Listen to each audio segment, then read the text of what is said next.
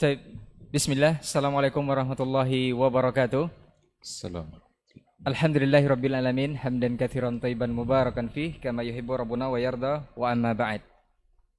91,1 FM Radio Robani merajut ilmu dan peradaban generasi Robani dan pemirsa KMTV di mana pun Anda berada untuk kesempatan malam hari ini. Alhamdulillah kita bersyukur kepada Allah Subhanahu wa taala.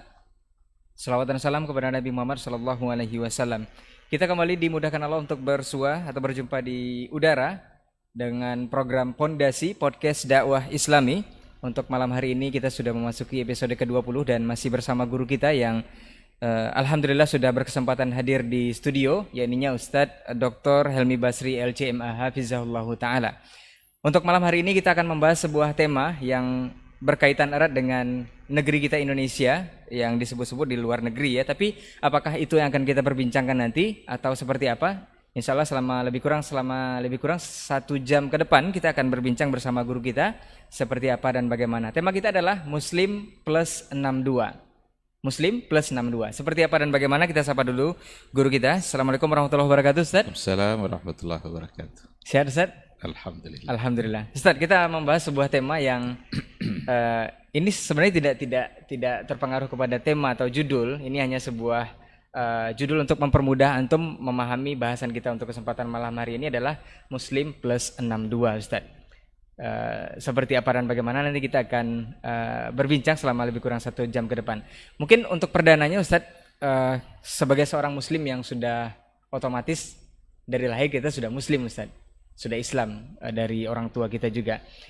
Sebenarnya apakah cukup dengan status kita sebagai seorang Muslim saja, Muslim yang baik itu? Apakah menjalankan aktivitas atau keseharian sebagai Muslim dengan ajarannya itu adalah sekedar pemahaman atau memang ajaran itunya sendiri yang dilakukan? Atau boleh disederhanakan bahasanya Ustaz, Muslim yang baik itu sebenarnya seperti apa Ustaz? Fadhal Ustaz. Baik, bismillahirrahmanirrahim. Alhamdulillah wassalatu wassalamu ala Rasulillah wa ala alihi wa sahbihi wa mawala. Ikhwati fillah, sahabat Robani dan pecinta KMTV serta ikhwah sekalian dimanapun berada.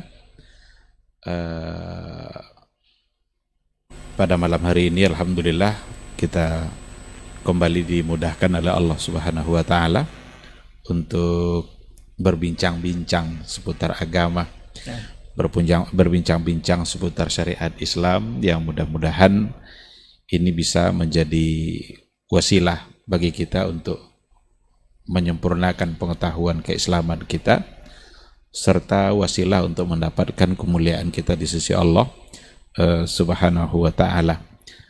Tema yang kita angkat pada malam hari ini adalah Muslim plus 62. Yang kita lihat plus 62 itu kode ya.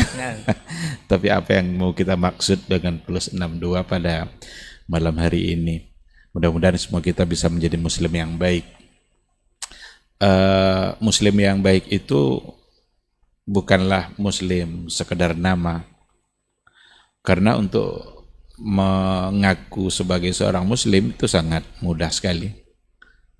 Tetapi ada hal-hal yang sebagai konsekuensi dari keislaman. Pernyataan dia sebagai seorang Muslim itu lisan. Dan lisan tidak cukup. Harus ada aplikasi secara real dalam kehidupan kesehariannya.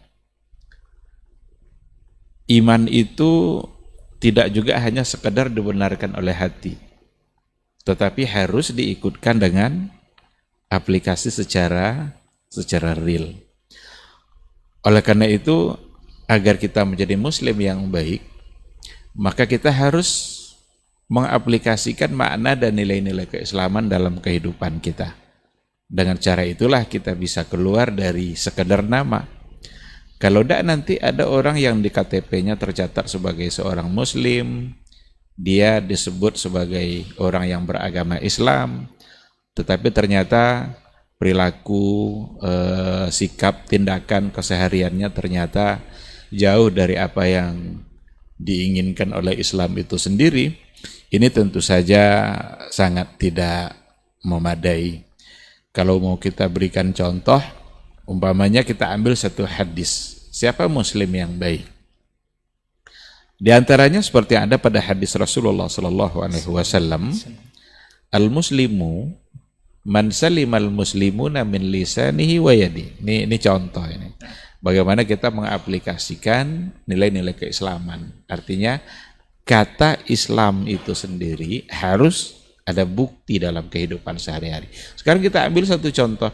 Al-muslimu, orang muslim yang sebenarnya itu adalah man salimal muslimuna min lisanihi wa yadihi. Adalah orang muslim yang lain itu selamat dari lidah dan tangannya. Selamat dari kejahatan lidah dan tangannya. Artinya adalah muslim yang baik adalah orang yang menjaga lidah dan menjaga tangannya. Kalau seandainya dia memang mengaku sebagai seorang muslim, maka berarti dia harus menjaga lidah dan tangannya. Apabila dia sudah tercatat sebagai seorang muslim, membanggakan keislaman yang ada, tapi ternyata lidahnya menyakiti umat Islam yang lain. Kata-kata yang keluar dari mulutnya selalu saja mendatangkan masalah dalam kehidupan umat Islam. Itu berarti dia muslimnya hanya sekedar nama. Dia tidak mengaplikasikan nilai-nilai keislaman. Apa yang terkandung dalam syariat Islam itu berarti dia tidak buktikan dalam kehidupan kesehariannya. Itu baru satu contoh. Kalau umpamanya kita ambil contoh yang lain, umpamanya al-muslimu akhul muslim. Orang muslim itu adalah saudara bagi muslim yang lain. Berarti orang muslim itu adalah orang yang semuanya bersaudara atas nama Islam. Apa sikap saudara terhadap saudaranya yang lain? Itu harus diaplikasikan, harus dibuktikan dalam kehidupan sehari-hari. Diperkuat oleh banyak hadis kan, tidak boleh saling menyakiti, tidak boleh saling menzalimi, tidak boleh ghibah, tidak boleh melakukan hal-hal yang merusak hak-hak orang lain. Maka konsekuensi dari dia sebagai seorang muslim, maka haruslah dia menjadi saudara bagi muslimnya yang lain. Nah, oleh karena itu intinya menjadi muslim yang baik tidak hanya sekedar nama. Jangan hanya menjadi muslim nama, tetapi harus muslim yang aplikatif, muslim yang memang kehidupan kesehariannya selalu diwarnai oleh nilai-nilai keislaman. Jadi muslim saja tentu ada tahapan berikutnya sepertinya Ustaz ya. Ini yang mungkin yang kita maksud dengan plus 62 ini Ustaz. Yeah. Mungkin setelah Islam kita ada plus 6 ini adalah rukun imannya Ustaz ya, pengaplikasian itu tersebut, kemudian ditambah nanti dengan dua hal yang akan kita bahas juga nanti. Cuman yang perlu digarisbawahi Ustaz, setelah tahapan berikutnya ini Ustaz, apakah pengaplikasian dari rukun iman ini kan iman artinya percaya, kemudian diucapkan, kemudian diaplikasikan dalam kehidupan atau bentuk praktek dari rukun iman itu sendiri. Bagaimana kalau dua tahapan ini sudah dilalui, sementara prakteknya tidak sesuai dengan apa yang diyakini dari rukun iman ini? Ini apakah juga bisa dikatakan muslim yang baik? Karena memang banyak warawiri di Indonesia atau di negeri kita seperti itu Ustaz. Setelah diyakini rukun imannya seperti ini, ternyata pengaplikasiannya beda dengan yang sebenarnya. Ini seperti apa Ustaz? Iya. Kita kalau sudah bicara tentang aplikasi dalam beragama, tentu kita punya panduan. Panduan itu yang harus jadi standar, yang harus jadi ukuran. Sesuai atau tidak, kita tidak boleh beragama semau kita. Kalau seandainya kita sudah menyatakan sebagai seorang beriman, seorang yang Islam dan juga orang yang beriman kepada Allah Subhanahu wa taala, berarti ada praktek-prakteknya. Karena iman itu definisinya oleh para ulama kan at-tasdiqu bil qalbi, al-qawlu bil lisan, wal amalu bil arkan. Diyakini oleh hati, diucapkan oleh lidah, wal amalu bil arkan, dan diamalkan secara real dalam kehidupan keseharian. Harus ada tiga gabungan, digabungkan tiga hal ini.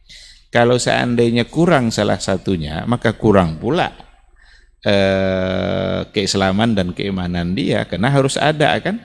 Umpamanya ada orang yang sudah mengucapkan 2 kalimat syahadat, bisa saja kita katakan dia sudah sebagai seorang muslim, tetapi apakah dia sudah beriman atau belum, harus ada aplikasi nanti. Maka dulu orang-orang Arabi, orang-orang pedalaman Arab yang baru-baru masuk Islam itu, dia bilang amanna, qalatil arabu amanna.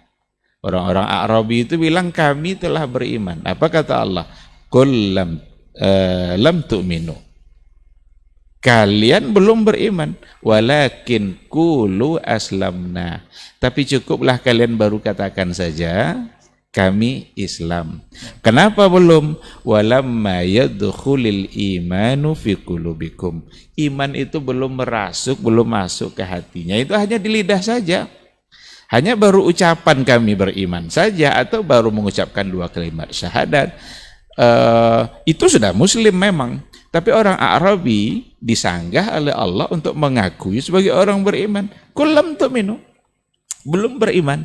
Walakin qulu aslamna. Cukup untuk sementara kalian katakan saja dulu kami aslamna, kami baru Islam. Berarti ada hal-hal yang perlu diikutkan dengan pernyataan. Ketika kita sudah alhamdulillah kita sudah berada dalam sebuah agama yang benar, agama Islam, tetapi jangan sekali-kali membanggakan nama tanpa kita ikutkan apa yang harus kita lakukan. Islam itu sendiri kita aplikasikan dalam kehidupan keseharian. Islam yang seperti apa? Disinilah kita memerlukan panduan dalam kehidupan beragama kita, di mana panduan kita adalah Rasulullah Sallallahu Alaihi Wasallam. Oleh karena itu, rukun iman yang berjumlah 6 itu, nah harus diikutkan oleh yang 2. Maka 6-2 plus 6-2. 2-nya apa? Yang pertama ikhlas, yang kedua al-ittiba atau mutaba'ah. Semua nilai-nilai keislaman itu harus kita laksanakan dengan 2 syarat. Pertama, kita laksanakan dengan penuh keikhlasan, semata-mata hanya karena Allah. Sedang yang kedua adalah al-ittiba atau mutaba'ah, mengikuti apa yang telah diajarkan oleh Rasulullah Sallallahu Alaihi Wasallam. Ketika seorang muslim sudah ada padanya 6 rukun iman, lalu diikutkan dengan 2 syarat diterimanya amal, maka jadilah dia muslim plus 62. Ini yang menjadi judul kita pada malam hari ini. Ternyata ini judul kita, Ustaz, ya, muslim plus 62. Dan kita berbicara dengan 2 poin terakhir ini, Ustaz. Seperti yang Ustaz bilang tadi, amalan yang kita lakukan ini harus ada 2 syarat, ikhlas dan juga ittiba atau mutaba'ah kepada Rasulullah Sallallahu Alaihi Wasallam sebagai role model ataupun contoh dan suri tauladan kita. Nah, petunjuk yang mesti kita ikuti, konsepnya ini sebenarnya konsep Nabi sajakah? Atau ada yang bilang ikhlas itu, Ustaz, tanpa pamrih, Ustaz. Ada juga yang sehingga kalau tanpa pamrih itu tidak perlu bermacam-macam alasan untuk melakukan, atau taruhlah contoh misalnya mencintai Rasul misalnya, Ustaz. Kita tidak perlu banyak dalil atau banyak apa untuk mencintai Rasul. Cukup kita aplikasikan saja, karena kita beribadah itu harus ikhlas dan tanpa pamrih, katanya, Ustaz. Ini juga yang terjadi kepada sebagian besar kaum muslimin dalam konsep ittiba ini. Apakah ini dibenarkan juga atau seperti apa, Ustaz? Yang benar. Iya. Al-Fudail Ibnu Iyad itu mengatakan bahwa memang khairul amal itu adalah akhlasuhu wa aswabuhu. Amal yang terbaik itu adalah akhlasuhu wa aswabuhu, yang paling ikhlas dan yang paling benar. Apabila amal itu khalisan, ikhlas karena Allah, wasawaban, sesuai dengan cara yang diajarkan oleh Rasulullah Sallallahu Alaihi Wasallam, itulah amal yang diterima. Tapi kalau salah satu dari yang 2 itu tidak ada, itu tidak diterima oleh Allah. Mungkin caranya benar semuanya, sesuai dengan yang diajarkan Nabi, tapi tidak ikhlas. Berarti dia beribadah tidak lagi hanya untuk Allah, maka Allah tidak menerima.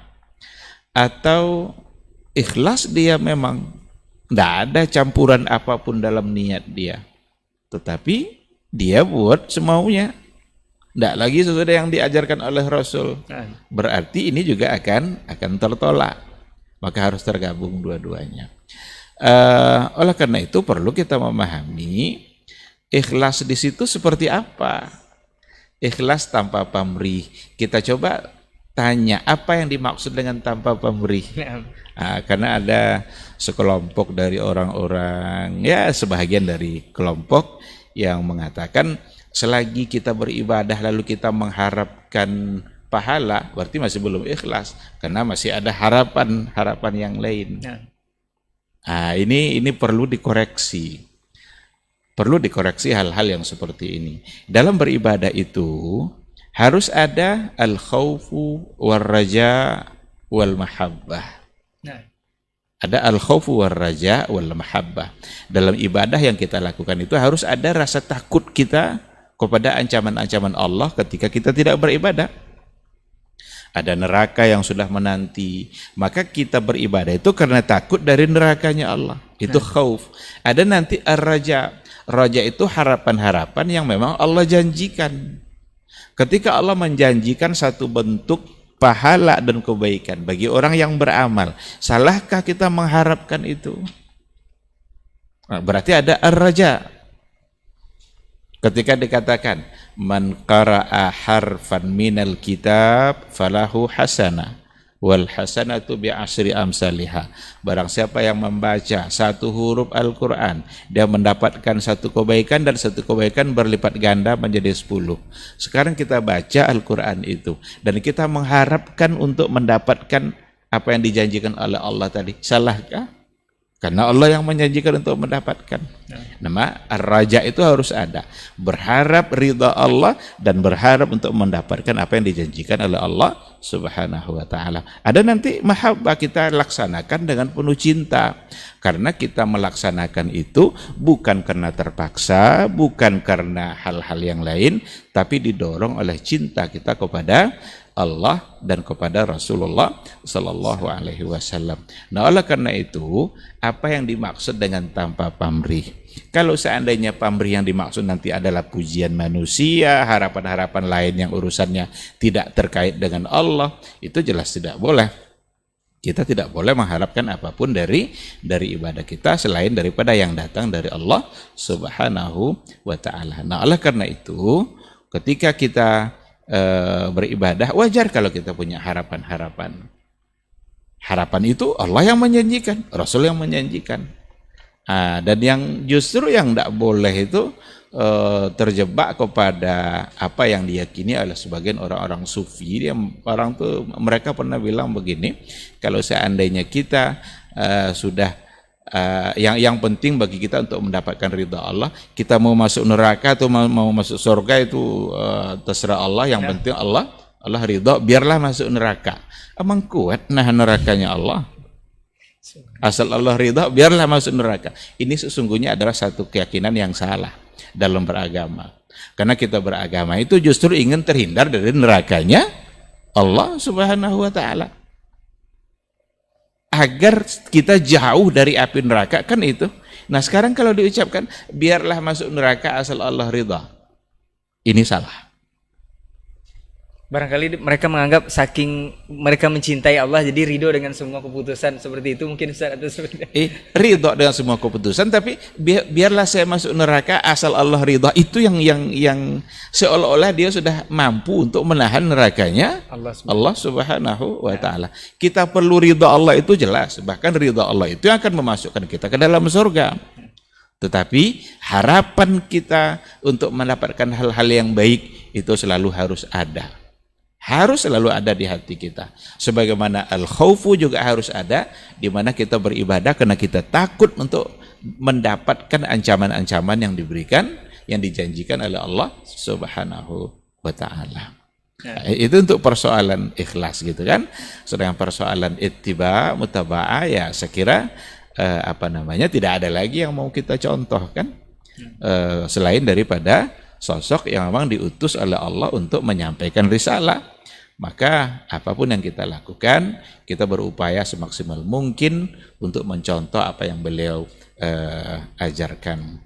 Ikhlas wal mutaba'ah ini sebenarnya adalah simpulan dari syahadatain. Itu sebenarnya.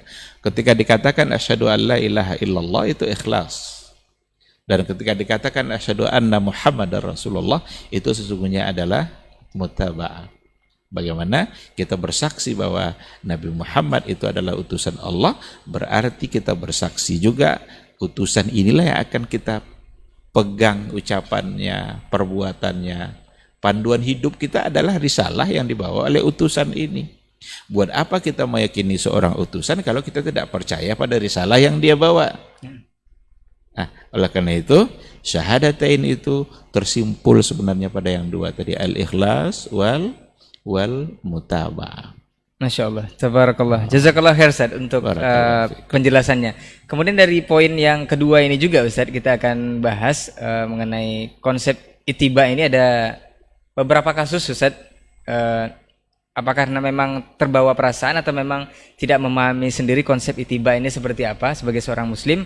Ada seorang public figure yang meninggal dunia anaknya, berbeda keyakinan Ustaz, tapi dengan perasaan sebagai seorang ibu, dia ikut membuat sebuah acara, boleh dikatakan tahlilan atau seperti apa, untuk mendoakan anaknya ini Ustaz. Ini apakah ini dibenarkan? Dan banyak juga yang hadir Ustaz, menghadiri tahlilan tersebut. Apakah ini memang benar-benar konsep ittiba? Tentu lari dari konsep ittiba Ustaz. Cuman perasaan ini terbawa karena memang ini adalah anak darah daging yang dilahirkan. Biarlah seolah-olah seperti Ustaz, perasaan seorang ibu kepada anak yang ingin mendoakan anaknya. Apakah secara Islam ini dibenarkan? Apakah sampai doa itu atau seperti apa Ustaz? Iya. Apalagi berbeda agama tadi ya, dalam kasus yang diceritakan. Berbeda keyakinan Ustaz.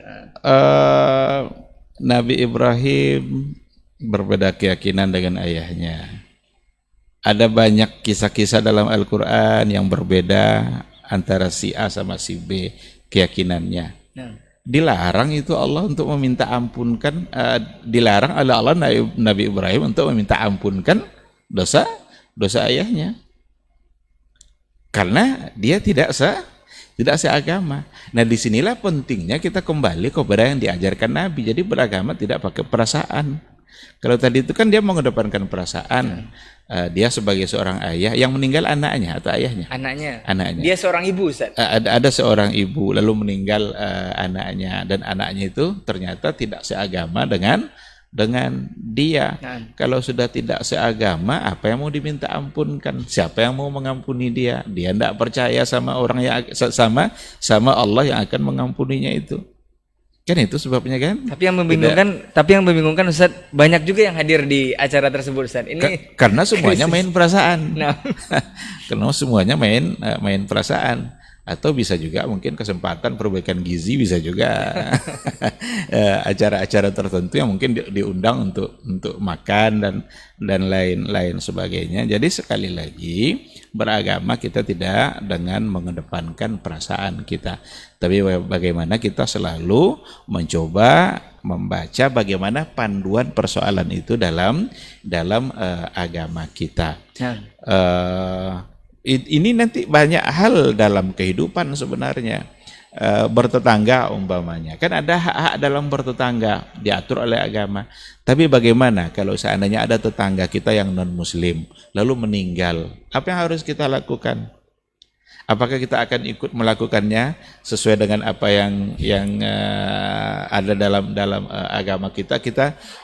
Kalau bermain perasaan, kita kan ingin mencoba untuk mempertahankan bagaimana kebersamaan mereka di masyarakat yang selama ini bersama, lalu ingin membuat sesuatu yang mungkin saja nanti akan bertentangan kalau dibawa kepada aturan-aturan agama. Maka dalam hal-hal yang seperti ini tidak pantas untuk dilakukan hal-hal yang seperti itu. Jangankan dengan yang tidak seagama, dengan yang seagama aja sudah diperbincangkan oleh para ulama dalam masalah-masalah yang tadi itu kan. Apalagi dengan yang tidak beragama. Jadi tidak akan bermanfaat bagi dia. Karena memang dia sendiri tidak beragama Islam. Atau kebalikannya, nanti mungkin orang tuanya yang meninggal, orang tuanya tidak muslim, dia anaknya sebagai anak mungkin sudah Islam. Apakah Dia akan selalu berupaya untuk mendoakan keampunan untuk orang tuanya. Sebelum meninggal itu seharusnya dia berupaya untuk mengajak dia menerima ajaran Islam, berdoa agar diberikan hidayah oleh Allah. Tapi kalau sudah meninggal tentu saja sudah terputus, tidak ada lagi hal-hal yang bisa untuk dilakukan, tinggal mempertanggungjawabkan saja amalan-amalan yang telah dilakukannya selama hidupnya di dunia. Wallahu subhanahu wa ta'ala alam. Baik, ini mungkin salah satu contoh kasus dari Muslim plus 62 di negeri kita, Ustaz ya. Mungkin selain bahasan kita yang benar-benar plus 62 yang sebenarnya akan kita bahas ini, mungkin plus 62 salah satunya bentuk unik dari negeri kita itulah. Karena sudah jelas berbeda keyakinan tetap didoakan. Padahal konsep ittiba itu sudah menyalahi, Ustaz ya. Kita balik ke poin selanjutnya, Ustaz, mengenai ittiba juga, Ustaz, ataupun mengikuti Rasul dengan full atau pure atau sempurna. Apakah poin ittiba ini atau mencontoh Rasul ini murni dari apa yang sudah diajarkan Rasul saja, atau ada contoh dari sahabat mungkin atau dari tabi'in? Karena ada juga yang beralasan, Ustaz, dalam satu amalan dilakukan ada sahabat yang melakukan atau ada tabi'in yang melakukan, jadi itu diambil panduan, Ustaz.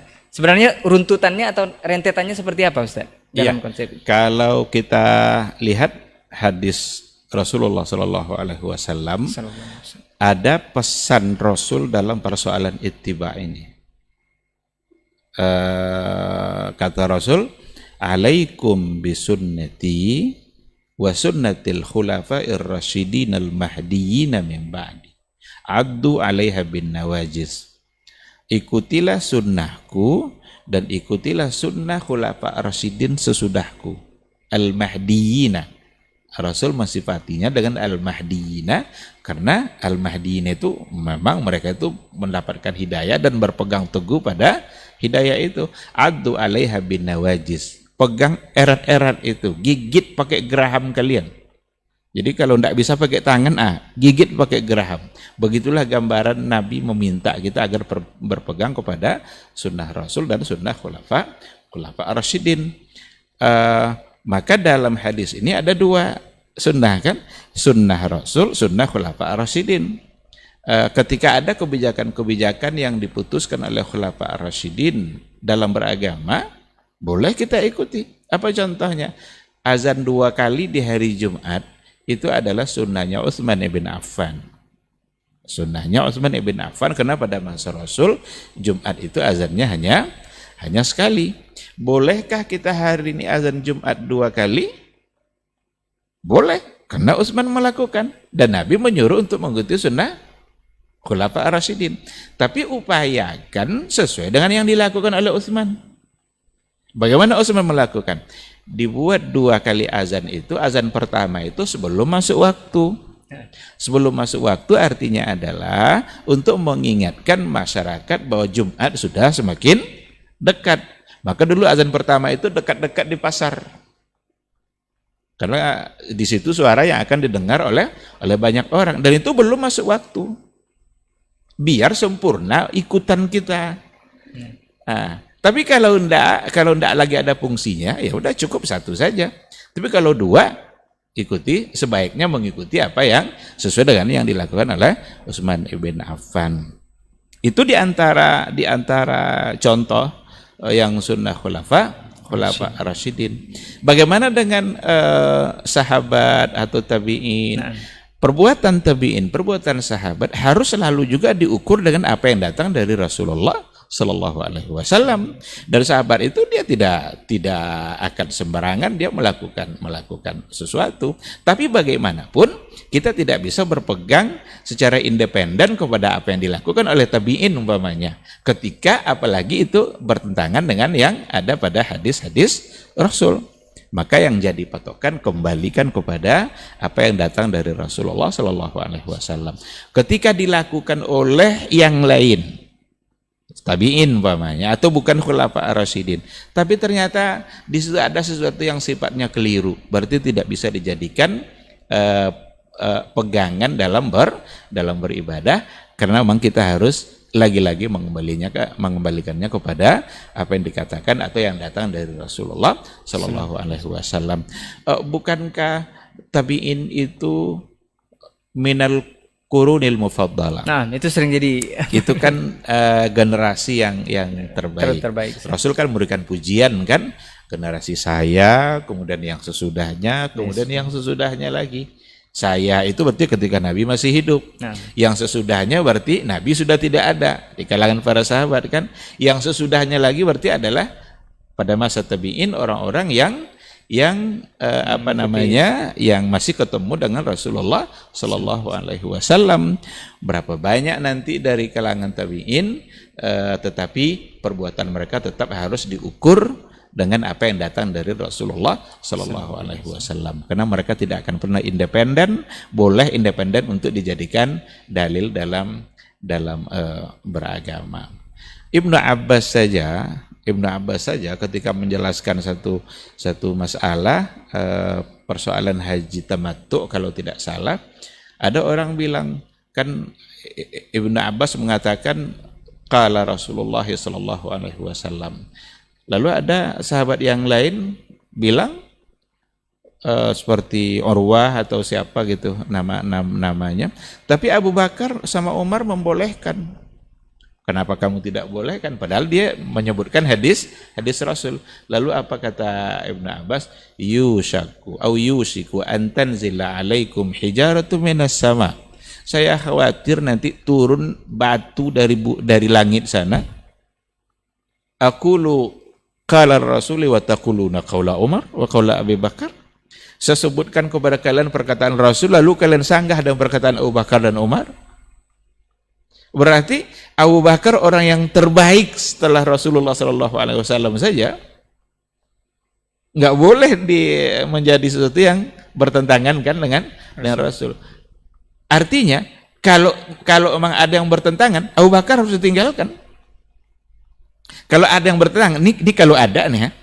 Padahal Rasul sendiri mengatakan ikuti sunnah khulafa Rasyidin. Tapi begitulah Ibnu Abbas dalam menjaga makna ittiba' tadi. Dalam menjaga makna mutaba'atur Rasul, mengikuti Rasul. Saya bilang perkataan Nabi lalu kalian kedepankan perkataan Abu Bakar, kata Ibnu Abbas. Padahal sekali lagi Rasul mengatakan alaikum bisunnati wa sunnatil khulafa'i ar-rasyidin. Kalau kepada khulafa ar-rasyidin saja begitu sikapnya Ibnu Abbas, apalagi kepada para tabi'in. Orang-orang yang tidak ketemu Rasul, mereka hanya ketemu dengan sahabat. Jadi ketika kita katakan bahwa itu hanya perkataan tabi'in, kita tidak sedang menghina generasi terbaik gitu. Enggak. Tapi bagaimanapun semuanya harus diukur dengan apa yang datang dari Al-Quran dan datang dari Rasulullah Sallallahu Alaihi Wasallam. Ketika bertentangan, maka ini harus ditinggalkan. Yang harus diambil adalah apa yang dikatakan oleh Rasulullah Sallallahu Alaihi Wasallam. Baik Ustaz. Cukup clear sebenarnya, jelas penjelasan dari Ustaz tadi mengenai bab ittiba ini, bahwa mengambil contoh sebenarnya memang dari Rasul dan generasi sahabat. Tapi bagaimana sebenarnya Ustaz? Memang sudah dijelaskan seperti itu Ustaz, tapi bagaimana menjelaskan kepada kaum muslimin agar paham juga Ustaz? Karena banyak yang mengambil nanti dibilang kita membahas sedikit-sedikit bid'ah, sedikit-sedikit ini. Bukan hal itu sebenarnya. Sebenarnya ini bentuk rasa sayang bahwa mengingatkan kaum muslimin dari perbuatan-perbuatan yang tidak ada contoh atau tidak beritibak kepada Nabi. Banyak juga kaum muslimin yang mengambil dalil dari seorang ustadz atau ulama bahwa itu hanya mengedepankan dalil dari seorang sahabat atau seorang tabi'in bahwa amalan itu pernah dilakukannya dan itu dijadikan dalil padahal bertentangan dengan Nabi. Bagaimana cara memahamkannya Ustaz kalau memang sesuai yang sudah Ustaz jelaskan tadi? Sebenarnya kalau kita bicara dari plus 62 ini Ustaz, untuk memasukkan password saja, bicara kekinian ke sebuah komputer, kalau salah satu huruf kan tidak diterima Ustaz. Iya. Apalagi untuk amalan Ustaz ya. Iya. Nah, ini sebenarnya kalau bisa dipahami sudah jelas, tapi masih banyak Ustaz. Bagaimana sederhananya memahamkan ini Ustaz? Iya. Makanya perbuatan-perbuatan mereka itu kan tidak menjadi dalil. Nah, tapi perbuatan mereka itu harus dicarikan dalilnya. Kalau enggak nanti semua orang berbuat pada masa tabi'in lalu langsung dijadikan sebagai dalil gitu. Ya. Tapi apa alasan mereka berbuat? Karena ini adalah agama. mungkin yang sudah umum Ustaz seperti Umar tarawih untuk di zaman beliau Iya. yang berinovasi mungkin katanya melakukan bid'ah, atau Bilal mungkin yang melakukan sholat. Ini kan sudah umum Ustaz. Ini seperti Sering apa, Ustaz? dijadikan bahkan sahabat yang berbuat Nah, Ustaz. bid'ah katanya. Masya Allah, ungkapan seperti ini sebenarnya harus berhati-hati gitu. Nah. Ketika dikatakan Bilal yang sebagai apa namanya itu pelaku yang mengerjakan satu bentuk ibadah yang justru itu membuat suara sendalnya sudah didengarkan kepada Rasulullah yang akan dipakai nanti oleh Bilal di surga. Dan itu adalah 2 rakaat sunat wudhu. Nah. 2 rakaat sunat wudhu. Siapa bilang tidak ada hadisnya seperti itu? Barang siapa yang berwudhu secara baik lalu ia sholat 2 rakaat, la yuhaddisu fihi nafsah. Di sholat itu dia benar-benar mengerjakan secara khusyuk, dan ingat lagi dia kepentingan dirinya, la yuhaddisu fihi nafsah. Berarti ini fadilah kan tentang sholat 2 rakaat sesudah berwudu. Apakah hadis ini diucapkan oleh Nabi setelah Bilal melakukan atau sebelumnya? Jadi jangan dikira nanti itu adalah bid'ah yang dibuat oleh Bilal. Lagi pula Rasul sudah menyepakati, menyetujuinya. Berarti itu menjadi sunnah takriyah. Padahal sebelumnya juga ada fadilah-fadilah dari sholat 2 rakaat setelah berwudu. Ketika ada Umar dalam persoalan sholat tarawih yang menjadi diperselisihkan. Bahkan sebentar lagi akan polemik juga nih Ustaz ya. Rasul sudah bilang alaikum bisunnati wa sunnatil khulafa'ir rasyidina al-mahdiyyin. Maka berarti mengikuti yang dilakukan oleh Rasulullah, karena Rasul yang menyuruh untuk mengikutinya. Nah, tapi kalau orang-orang yang lain, apalagi nanti kalau sudah sampai ke tingkat imam mazhab umpamanya, perkataan mereka tidak langsung dijadikan itulah dalilnya. Apa dalilnya perkataan Abu Hanifah umpamanya? Apa dalilnya kamu kenapa lakukan ini? Apa dalilnya perkataan Imam Syafi'i? Tidak. Perkataan mereka bukan sebagai dalil, tetapi harus dicarikan dalilnya. Nah, oleh karena itu memang kadang-kadang ada yang salah paham dalam persoalan ini, dianggap nanti tidak menghargai ulama mazhab. Padahal karena cinta kita kepada mazhab itulah kita punya sikap seperti itu. Karena semua ulama mazhab itu kan melarang untuk taklid kepada dia kan. Melarang dia untuk kan sudah sering dibahas pada pertemuan yang sebelumnya. Semua mereka melarang la tuqalliduni wala tuqallidu malikan wala thawri wala kaza wa kaza. Kan itu kata Imam Ahmad kan. Jangan taklid pada saya, jangan pada Imam Malik, jangan pada Ats-Tsawr, jangan pada ulama-ulama yang lain. Tetapi ambillah dari mana mereka mengambilnya. Nah, oleh karena itu sekali lagi ketika ada sesuatu yang datang dari mereka-mereka yang pada masa dahulu, tidaklah sesungguhnya bisa langsung dijadikan dalil, tetapi justru harus tetap diukur kebenarannya dengan apa yang diajarkan oleh Rasulullah Sallallahu Alaihi Wasallam. Wallahu a'lam. Masya Allah. Ini mohon izin Ustaz, afwan Ustaz, masih kita akan lanjutkan mengenai Muslim Plus 62 ini, karena memang banyak warna-warni Islam di negeri kita ini. Padahal sebenarnya konsep Islam itu sudah ditawarkan oleh Rasul dan sudah jelas sebenarnya Ustaz, dari Muslim, kemudian rukun Islam rukun iman yang kita tambah jadi 6 rukun iman yang kita masukkan ke dalam diri kita, pengaplikasiannya. Kemudian ada 2 hal yang harus kita lakukan setelah kita melakukan amal, yaitu ikhlas dan juga ittiba. Kemudian yang penting sekali Ustaz, di negeri kita ini banyak sekali kenapa masih banyak pemahaman-pemahaman yang bisa diadopsi oleh umat Islam? Apakah sebenarnya penyebab utama ini memang karena kurang belajar, atau karena kurang ingin tahu dengan agama, atau karena memang tidak mau tahu dengan agamanya? Kan kita labelnya udah Islam dari awal Ustaz, dari lahir sudah Islam dari lahir, tapi masih banyak pemahaman seperti yang mungkin sudah sering juga kita bahas. Dulu ada yang namanya child free yang tidak ingin punya anak, kemudian ada lagi belakangan ini kita dengar paham feminisme yang mengatakan bahwa pernikahan ini sebenarnya yang diajukan oleh Islam ini adalah legal prostitution, Ustaz, atau prostitusi yang legal. Jadi ini adalah laki-laki yang ingin menguasai wanita. Jadi seperti itu pemahaman yang bahkan ini sudah sebagian besar kaum muslimin, bahkan di Indonesia sudah ada yang mengadopsi pemahaman ini, Ustaz. Jadi mereka ingin merdeka, yang kaum perempuan ini, dari keterkungkungan laki-laki dengan syariat Islam yang ada. Kenapa masih bisa seperti itu, Ustaz? Apakah memang karena kurang belajar atau kurang ingin tahu dengan agama, itu seperti apa? Iya, baik. Nah, Ustaz. Kita kalau bicara perbedaan-perbedaan yang terjadi pada pemahaman gitu ya, nampaknya memang kita harus bedakan apa yang terjadi berkembang pada saat kita sekarang ini dengan apa yang terjadi pada masa ulama-ulama besar dulu, para imam mazhab. Ya. Ulama-ulama besar, para imam mazhab itu pada masa mereka banyak sekali perbedaan-perbedaan terjadi, perbedaan pemahaman dalam agama gitu kan. Tapi mereka berbeda di atas ilmu. Perbedaan mereka itu asasnya adalah basisnya ilmu gitu. Imam Abu Hanifah berbeda nanti dengan apa yang dikatakan oleh dalam mazhab Imam Malik, Imam Malik dan Imam Syafi'i, Imam Syafi'i dan Imam Ahmad. Itu nanti akan terjadi perbedaan-perbedaan pemahaman dalam beragama.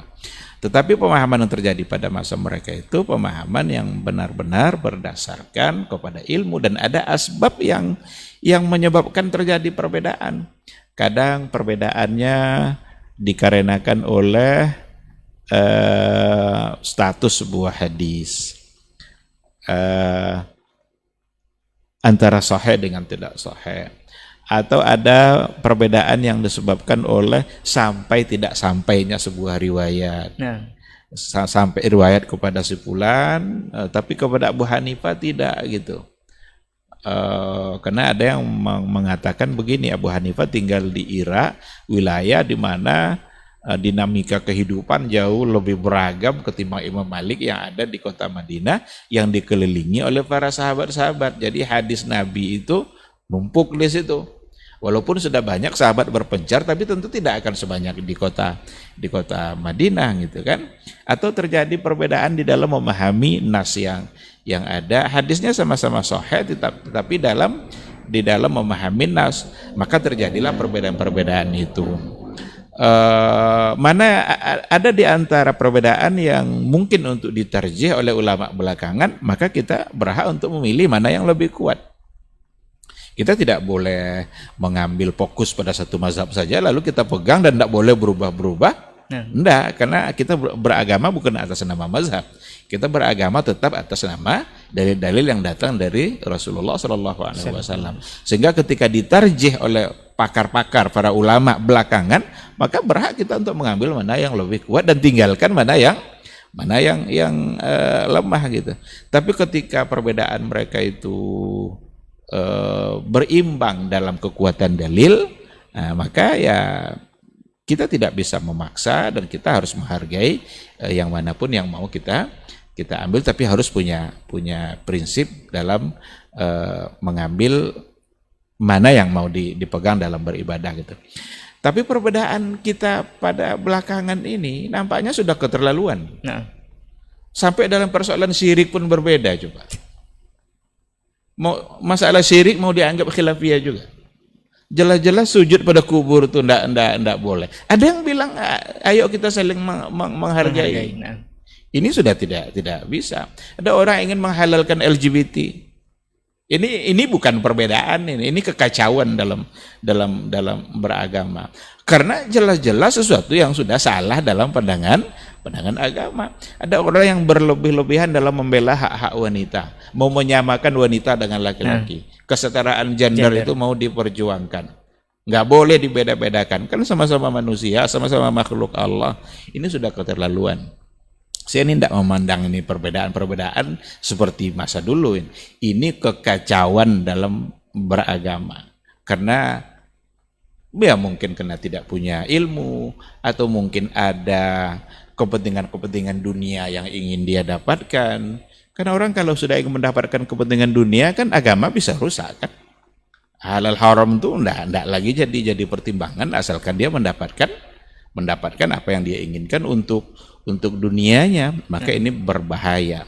Oleh karena itu wajib kita sebarkan Islam ini secara luas dan harus kita sampaikan apa yang telah diajarkan oleh Rasulullah Sallallahu Alaihi Wasallam. Ada hal-hal yang orang udah jelas-jelas haram lalu mau dibawa ke wilayah khilafiyah, nggak bisa. Harus ada yang tegas itu untuk menyatakan bahwa itu adalah salah. Adapun saling menghargai, kita hidup saling menghargai. Tapi hargai agama ini. Jangan yang haram mau dihalalkan, yang halal mau diharamkan. Mau jadi apa kita? Kalau seandainya sikap kita sudah seperti itu terhadap doktrin agama. Jadi sekali lagi harus ada yang tegas untuk mengatakan mana yang halal, mana yang haram. Apapun tantangan yang akan dia hadapi. Abaikanlah kepentingan dunia kita, jangan rusak agama untuk mendapatkan hawa nafsu yang selalu didorong oleh syaitan untuk mendapatkan dunia ini sebanyak-banyaknya. Sekira seperti itu, wallahu a'lam. Nah, jazakallah khair Ustaz untuk penjelasannya. Jadi menarik karena Muslim Plus 62 ini kita tahu di negeri kita ini jika ada terjadi sesuatu itu gampang heran dan gampang takjub Ustaz ya. Sempat merasa aneh gitu.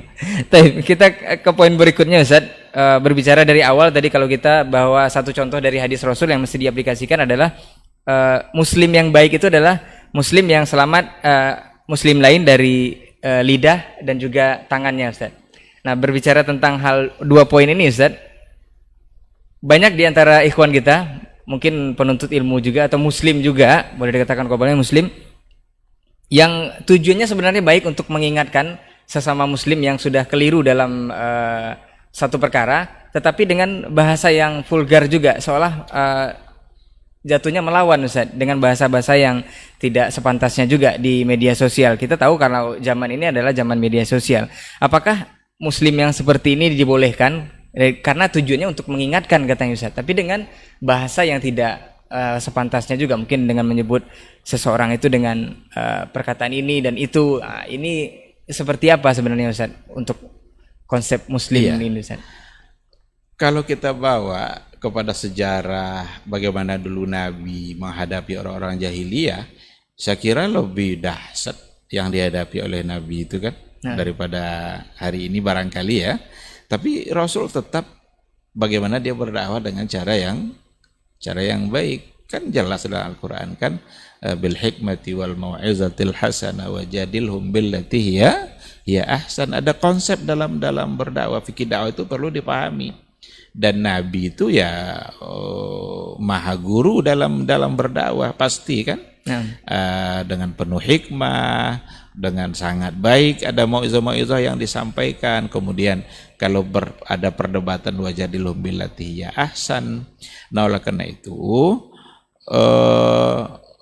jangan sekedar semangat. Ini kadang ada orang terlalu bersemangat dalam berdakwah, tetapi dia tidak menguasai bagaimana cara dalam berdakwah. Semangat aja tidak cukup gitu. Afwan Ustaz, mungkin katanya ingin memberikan efek jera Ustaz kepada yang bersalah, jadi dibalas lagi dengan hal tersebut ini seperti.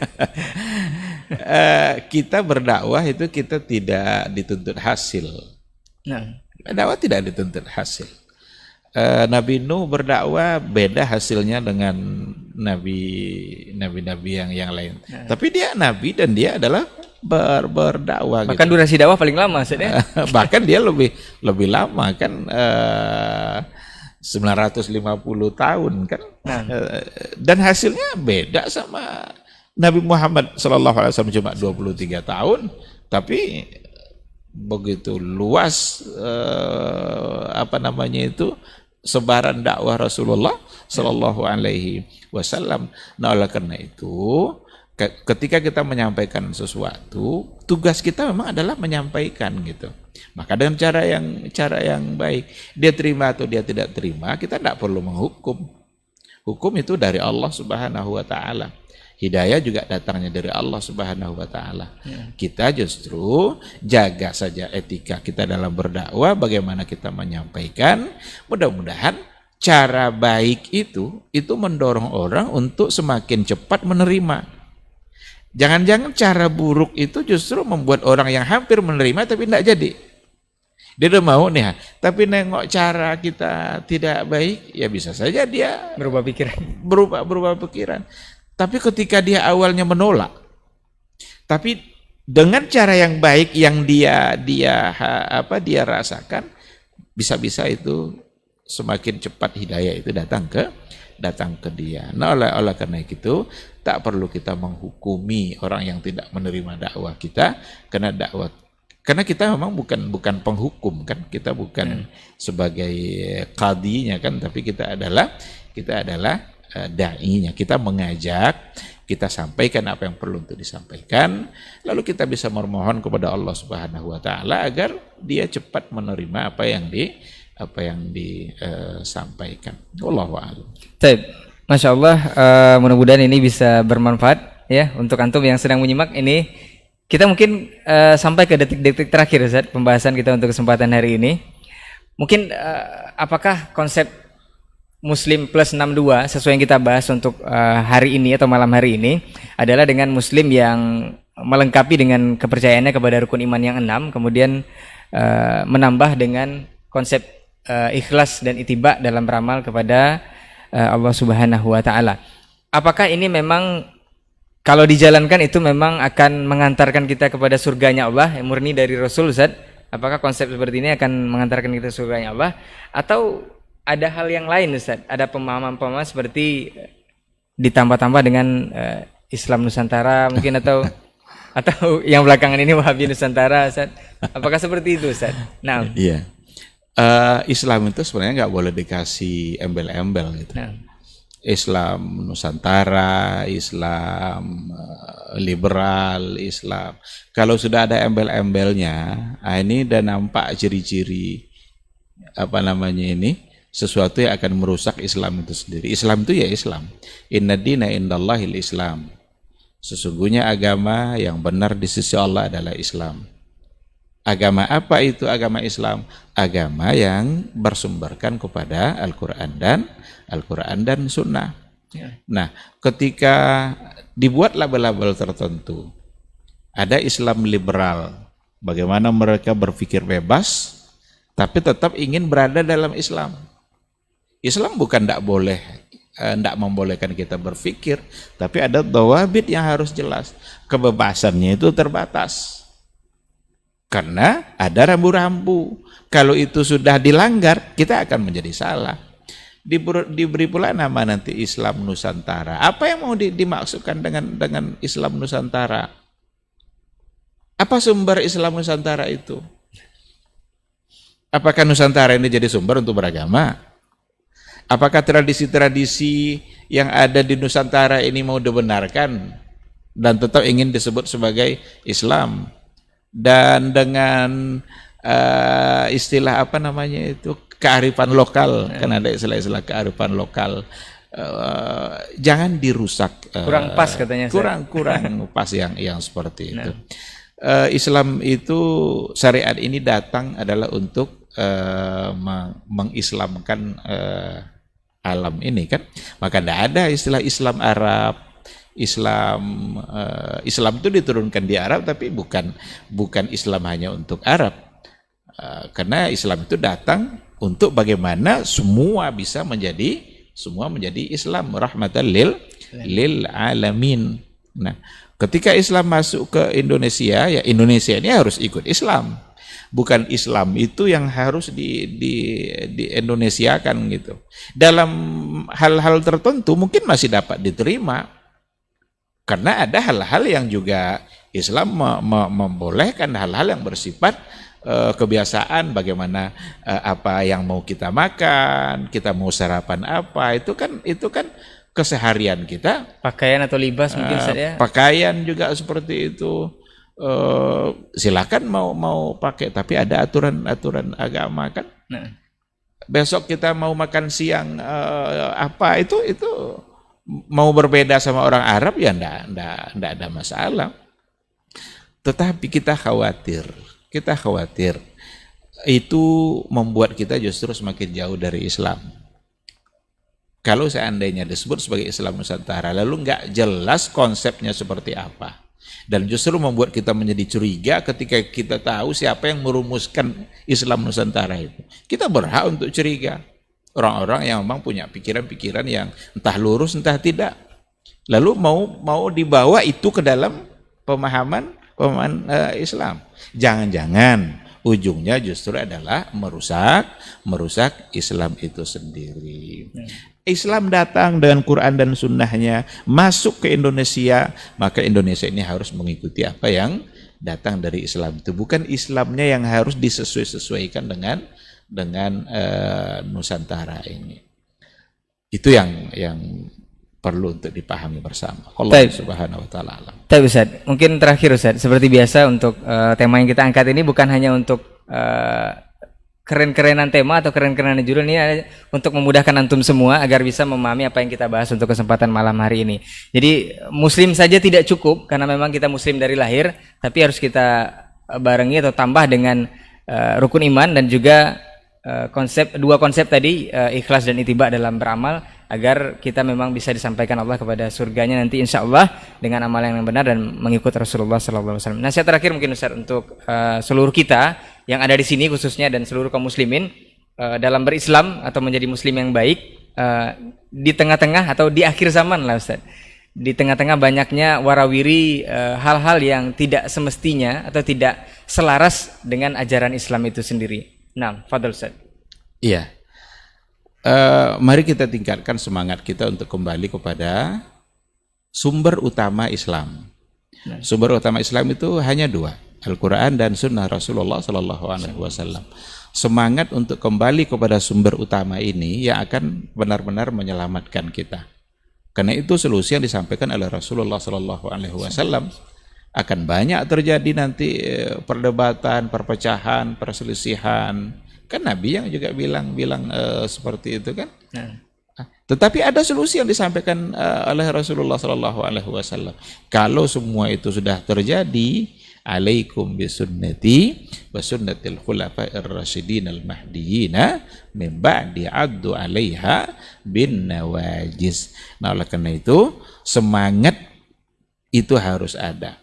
Ketika kita menjadi seorang muslim, semangat untuk kembali kepada sumber utama Islam itu wajib hukumnya ada. Kalau enggak nanti kita tidak akan selamat. Boleh saja kita atau membaca, berdiskusi dengan banyak orang, karena itu akan membuat mungkin bisa menambah wawasan kita dalam beragama.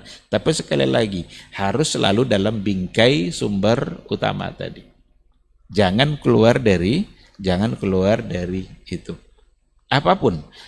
Kalau umpamanya dalam kajian usul fikih itu disebutkan ada banyak dalil. Ada dalil-dalil, ada yang disepakati, ada yang tidak disepakati.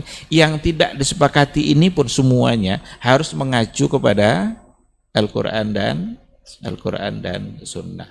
Ketika dijadikan umpamanya maslahah mursalah sebagai sumber hukum, maslahah itu sendiri harus ada standarnya. Tidak boleh bertentangan dengan Al-Quran dan Sunnah. Itu artinya apa? Artinya adalah sekian banyak sumber-sumber lain yang bisa menetapkan hukum dalam beragama. Tetapi sumber-sumber yang lain itu harus tetap mengacu dan diukur melalui sumber utama yaitu Al-Quran dan Sunnah. Kalau itu yang kita lakukan, mudah-mudahan apapun yang terjadi, bagaimanapun bentuk perselisihannya, karena perselisihan hari ini bukan lagi dalam masalah-masalah yang furu'iyah, tapi sudah pada masalah-masalah usul, masalah-masalah akidah, masalah-masalah kesyirikan. Camkan dalam hati kita, mana yang dilakukan oleh Rasulullah itulah yang paling baik. Jangan sempat terjadi dengan apa yang viral akhir-akhir ini, ketika Rasul sebelah kanan, lalu guru saya ke sebelah kiri, maka saya akan ikut guru saya ke sebelah kiri. Ini ngawur dalam beragama. Berarti dia lebih mengedepankan gurunya daripada Rasulullah Sallallahu Alaihi Wasallam. Padahal gurunya itu sendiri harus kembali kepada Rasulullah Sallallahu Alaihi Wasallam. Sekarang seperti itu. Wallahu subhanahu wa ta'ala a'lam. Baik, jazakallah khairan Ustaz untuk materi kita di kesempatan hari ini dan bincang-bincang kita di malam hari ini. Mudah-mudahan antum semua yang berada di negeri plus 62 dengan banyak keunikan dan banyak juga hal-hal yang tidak selaras, sepatutnya kita menjadi muslim plus 62 yang sebenarnya, atau kembali kepada Al-Quran dan Sunnah, karena bagaimanapun itu perbedaannya tetap ujung-ujungnya kembali kepada Al-Quran dan Sunnah. Mudah-mudahan kita semua yang ada di sini menjadi muslim-muslim yang terbaik di sisi Allah Subhanahu wa taala dengan contoh dari Rasulullah sallallahu alaihi wasallam. Afwan untuk semua salah kata yang kita bicara. Jazakumullahu khairan untuk perhatian antum semua. Kita tutup dengan doa kafaratul majelis. Subhanakallahumma wa bihamdika asyhadu an la ilaha illa anta astaghfiruka wa atubu ilaik. Wassalamualaikum warahmatullahi wabarakatuh. Waalaikumsalam warahmatullahi wabarakatuh. Ketahuilah bahwa ketika kita mengikuti sebuah majelis ilmu, itu sesungguhnya Allah sedang memberikan kepada kita sekian banyak fadilah dan keutamaannya. Karena sungguh sangat mulia orang-orang yang berada di majelis ilmu. Orang-orang yang berada di majelis ilmu adalah orang-orang yang akan dimudahkan baginya jalan menuju surga Allah. Dalam hadis dikatakan oleh Rasulullah sallallahu alaihi wasallam, "Man salaka tariqan yaltamisu fihi ilman, sahalallahu lahu tariqan ilal jannah." Barang siapa yang menempuh satu jalan di mana tujuannya adalah untuk mendapatkan ilmu, maka Allah akan mudahkan baginya jalan menuju surga. Surga itu perlu iman, dan mendapatkan surga itu perlu ilmu. Maka di majelis ilmulah kita bisa menumbuhkan iman kita, dan di majelis ilmulah kita bisa mendapatkan ilmu pengetahuan.